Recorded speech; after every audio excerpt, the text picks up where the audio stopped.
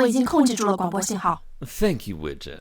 How long are we secure? 这个嘛，先生，我当然可以用各种算法来算出 HoloNet Solutions 如何能破解我的程序，控制我的系统，把我变成数据汤。或者你可以让我专心做我的事情来防止这种事情发生。他们正在想办法夺回控制权，想办法控制广播。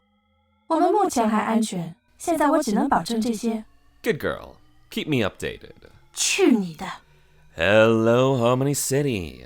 You can call me Connor. And you can call me Connor.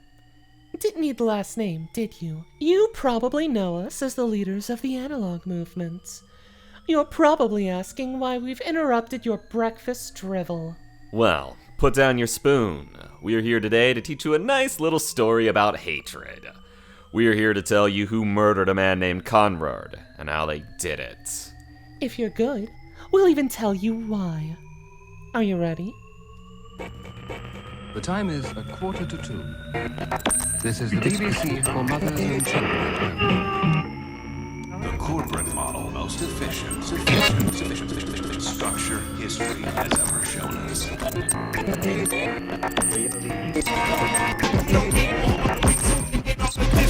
going to tell you a story called Big Fat Cat. Are you sitting comfortably? Then I'll begin.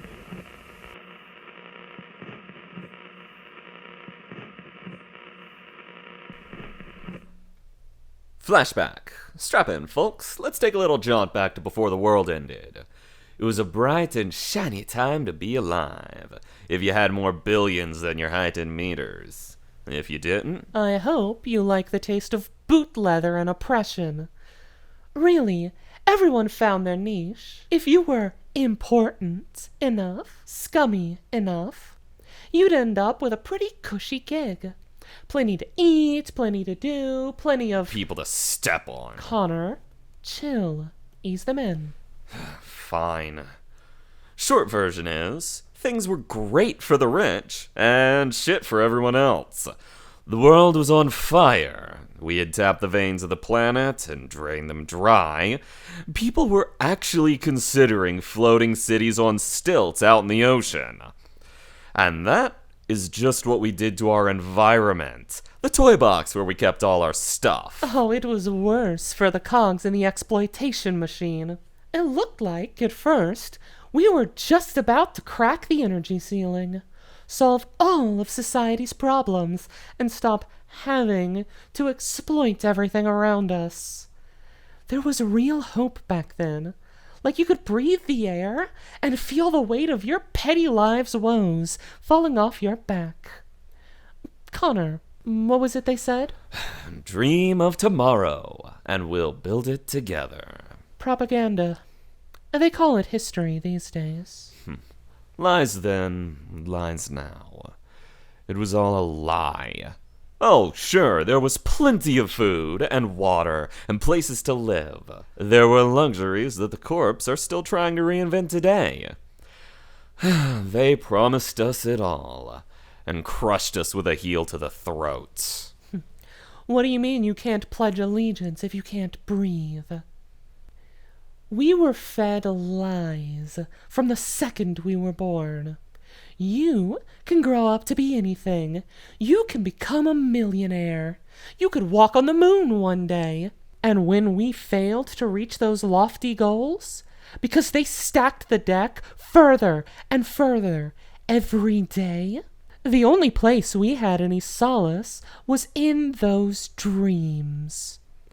Is it really a surprise that we started lying to ourselves? See, that's how they really did it. It wasn't the robots, it wasn't the wars. They took over with a lie. That we were lazy. That we just didn't try hard enough. That we starved because we didn't sell them enough of our lives for crumbs. Oh, we had every chance to fix this. To do it right. Everything burnt down. Everything. The oligarchs, the capitalists, bourgeoisie, the bosses, whatever they felt like calling themselves that day. They were at the wheel. They were supposed to be guiding our golden age, and when they burnt it down to salvage the ashes for scrap to sell, we had our chance. And what did we do? We took those ashes, and the kind of potential you'll only find in a raised foundation, and we built the exact same thing. We had the chance to build something worthy of humanity, and we picked up the blueprints that left us standing in the smoldering wreck of a world. We believed in the myth of democracy. We did it because we had started perpetuating the dream. It wasn't a way to excuse broken labor laws, or millions dead of starvation, while the rich threw away enough food to feed them all. The dream became the only dream. The only goal people had. Work hard, be an obedient little slave, and one day you could be a king too. So when the crown was in our hands, we came sniveling back on our hands and knees, begging for the collar to be put back on. The dream fooled us. The dreamers failed us. And every goddamn person who peddled the dream killed us. And if you're sitting there saying that I should have earned my meals through the sweat of my own brow, fuck you.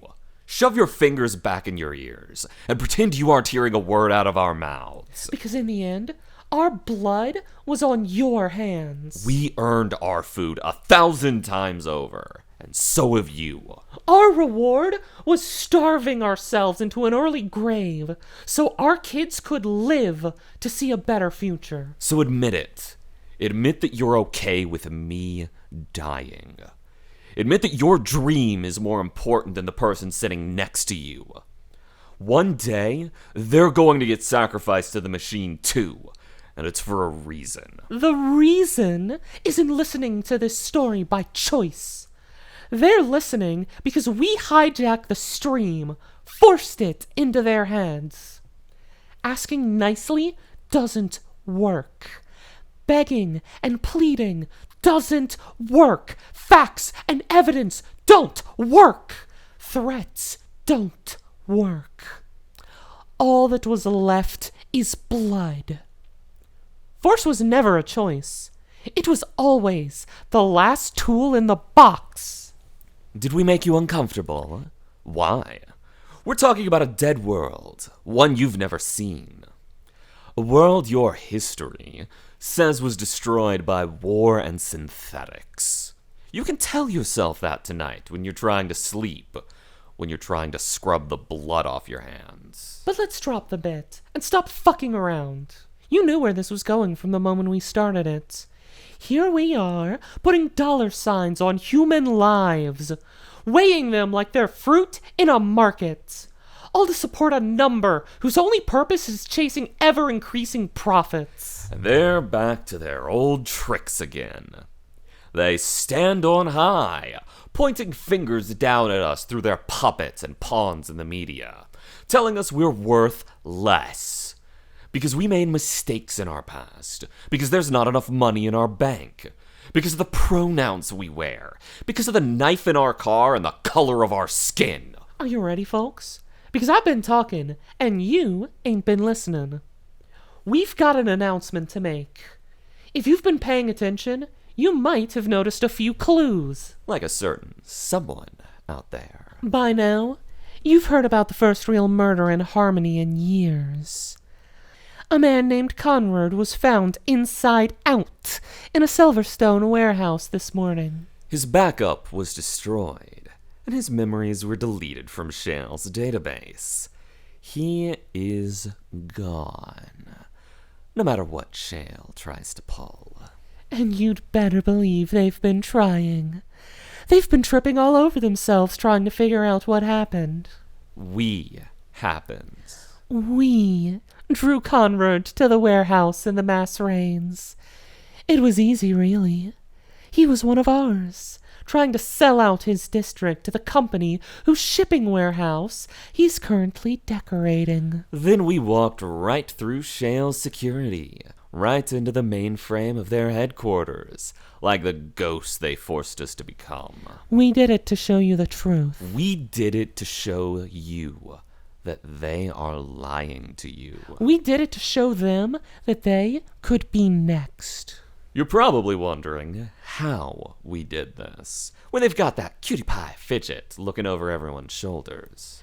May we introduce the hormonal, violently sassy, and lovable Widget. 你们好呀 ，Harmony， 我是 Widget。接下来我会让你们的日子有那么点不太好过哦，也别太难过了。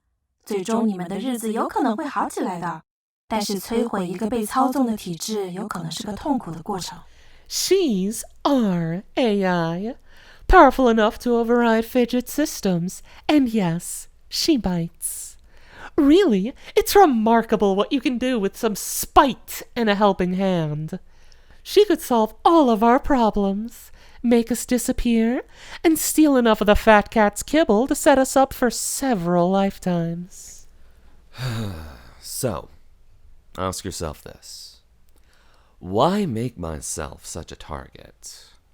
Why dedicate my new life to destroying something that ruined the old life I had? It's simple when you think about it, really. I didn't see what was wrong with the world today until I became what's wrong for that world.